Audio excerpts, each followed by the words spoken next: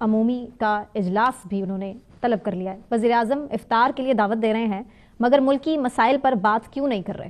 مولانا صاحب نے اعتراض اٹھایا. دیکھیے، میری ملکی مسائل پر بات تو اے پی سی میں ہو جائے گی اور مولانا صاحب اے پی سی میں جائیں گے، مجھے امید ہے، کیونکہ مولانا صاحب بات چیت کے دروازے بند نہیں کرتے. چاہے پی ٹی آئی ہو چاہے حکومت ہو، وہ دونوں طرف بات چیت کرتے رہتے ہیں.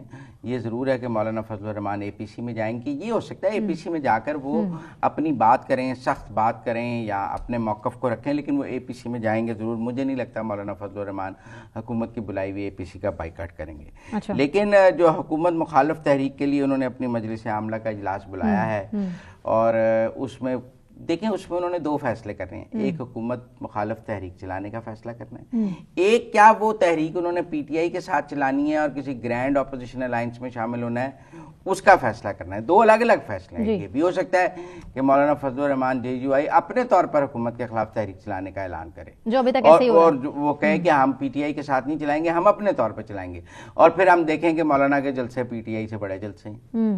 پھر جب مولانا دھاڑیں تو وہ پی ٹی آئی سے زیادہ دھاڑیں، تو ایسے لگے جیسے اپوزیشن کی سب سے بڑی پارٹی تو مولانا فضل الرحمان ہے. پھر کے پی میں جب مولانا جلسہ کریں پشاور میں تو وہ پی ٹی آئی سے بڑا جلسہ کریں اور وہ کہیں کہ میری سیٹیں چھینی ہیں.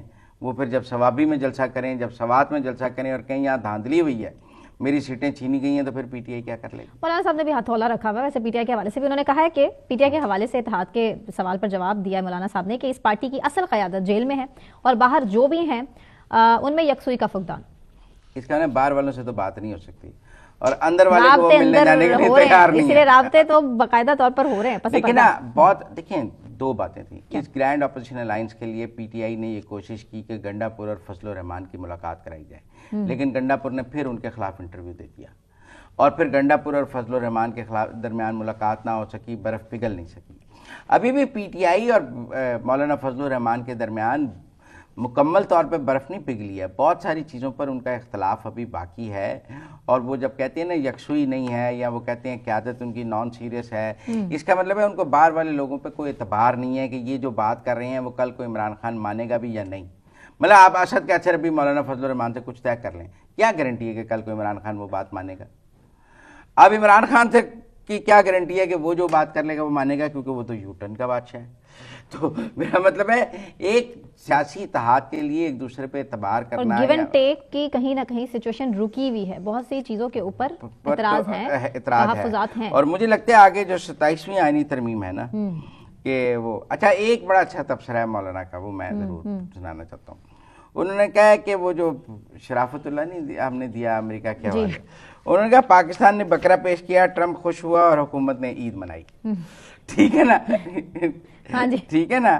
حکومت ٹرمپ کو بکرا پیش کرنے کی انتظار میں تھی، ٹرمپ کے آنے سے اپوزیشن خوش تھی، جبکہ حکومت خوفزدہ تھی. بکرا پیش کرتے وقت ملک کی خود مختاری نہیں دیکھی گئی، رافعہ صدیقی کی رہائی کی بات ہو سکتی تھی.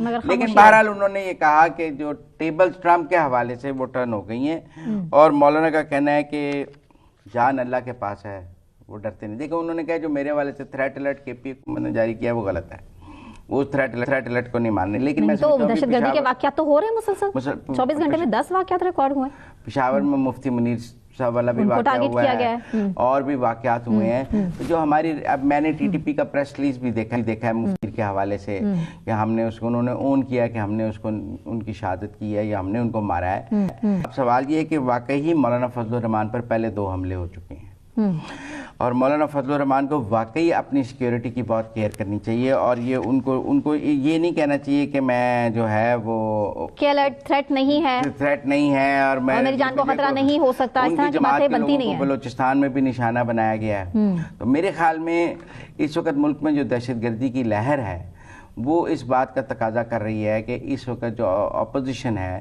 وہ سیکیورٹی الرٹ کو اور تھریٹ کو بہت سیریسلی لے.